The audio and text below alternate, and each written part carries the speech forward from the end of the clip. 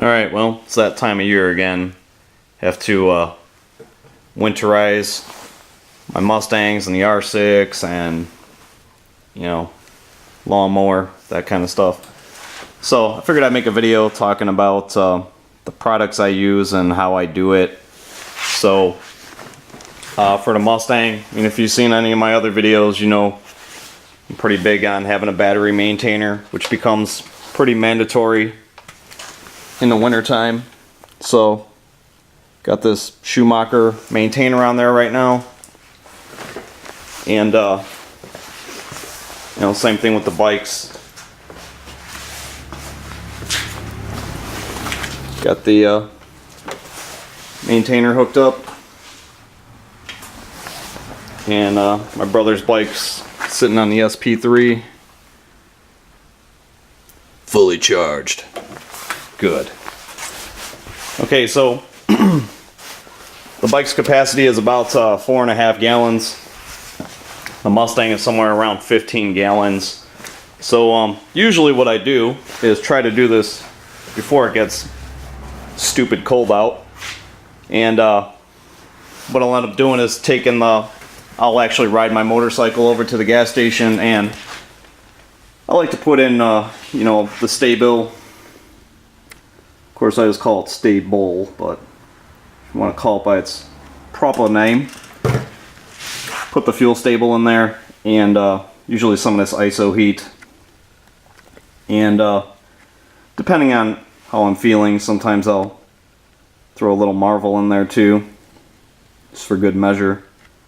So the ratio on these products is basically like 1 ounce does 2.5 gallons for the stable and the Marvel Mystery Oil, and with the heat it's more like 1 ounce does like 1.6.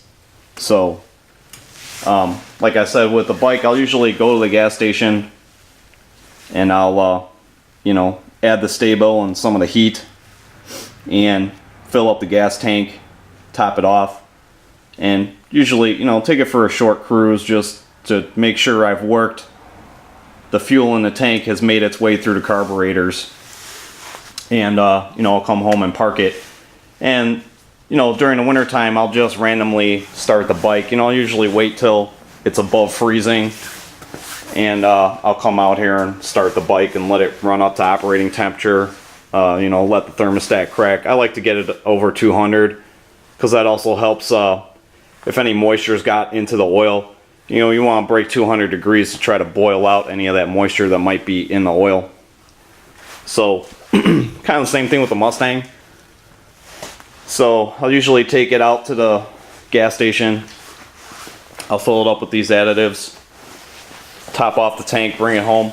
You know, usually by the time I get home, it's made its way through the whole fuel system, so you're pretty much good to go. And same thing like with the bike, I'll wait until, you know, it's above freezing and just start it up, let it run, let that thermostat pop, get it up to operating temperature, you know, let the fan kick a couple times, you know, that way it's like really warmed up.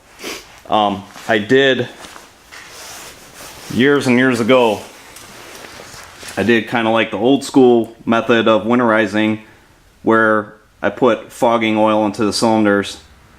Did that on this Mustang, and quite honestly, I didn't really like it.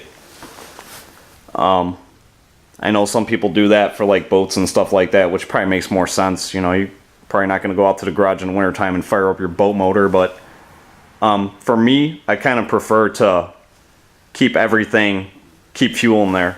And that even goes back to the bike. You know, the R6 is carbureted, and I know there's a lot of guys they like to drain the fuel out of the bowls and all that. I don't know if I really agree with that. And I would say, you know, this bike's a 2000.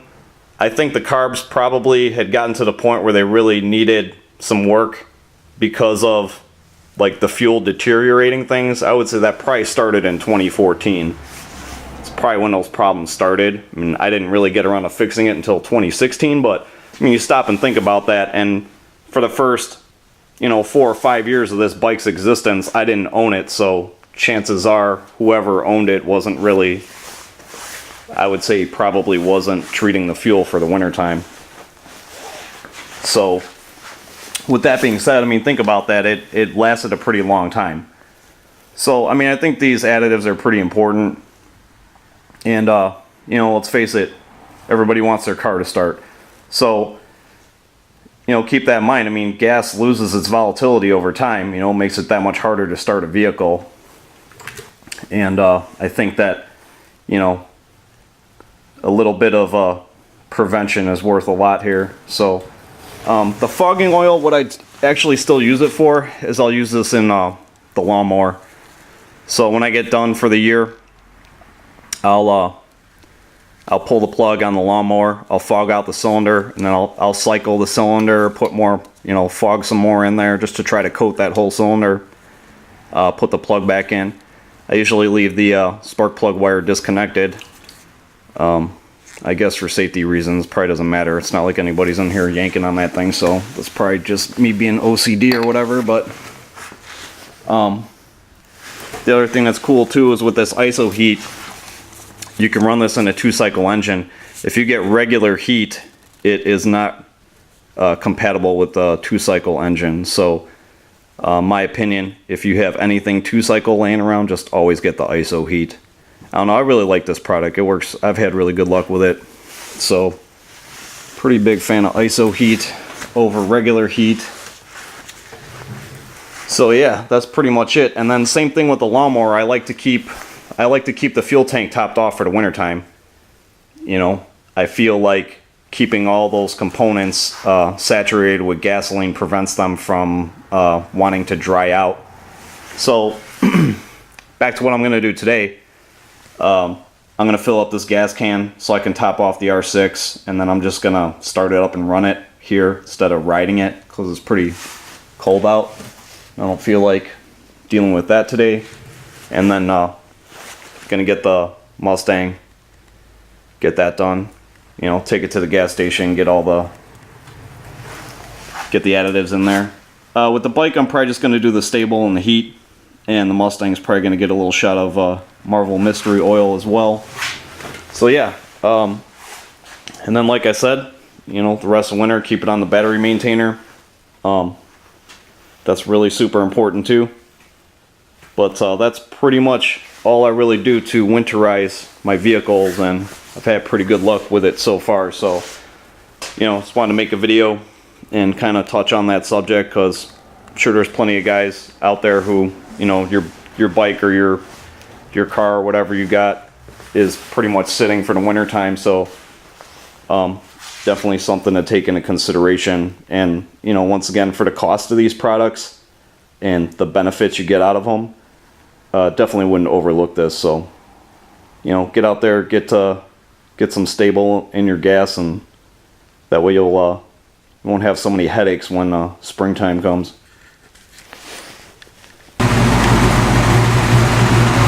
Alright, just got the tank filled up.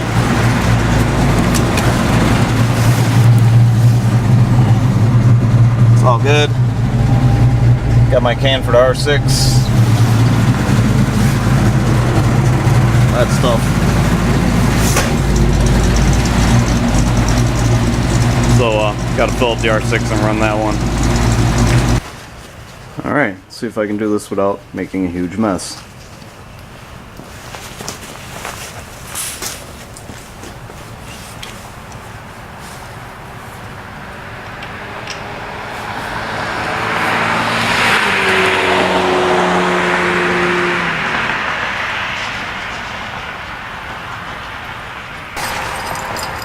Alright, she's almost topped off. I think there's enough fuel in there for the winter time. But I guess the other title for this video could be how not to refuel a bike for the TT. So I'll see how she starts up.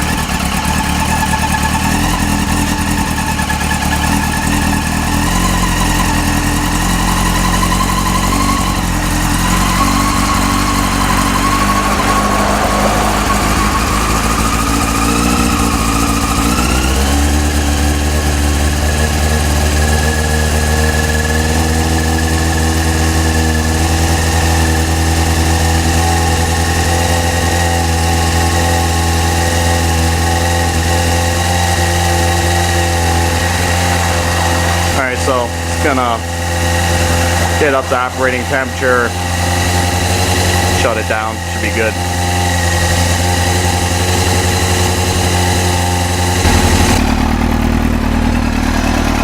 Alright, got her up to 2 hundo, it's going to shut her down. So, pretty much all set for this thing to sit here. And it's going to get it back in the garage and, you know, hook it back up to the Schumacher maintainer. And then, like I said, you know, I'll run the bike and the Mustang. You know, it's going to get cold, it'll get below 0, and then, you know, sporadically you'll get those days where it'll be, you know, 40 degrees. So I like to run them on days like that just to make it a little easier on the vehicles. So, you know, when I run them, like I said, just get them up to operating temperature and, you know, shut them down again.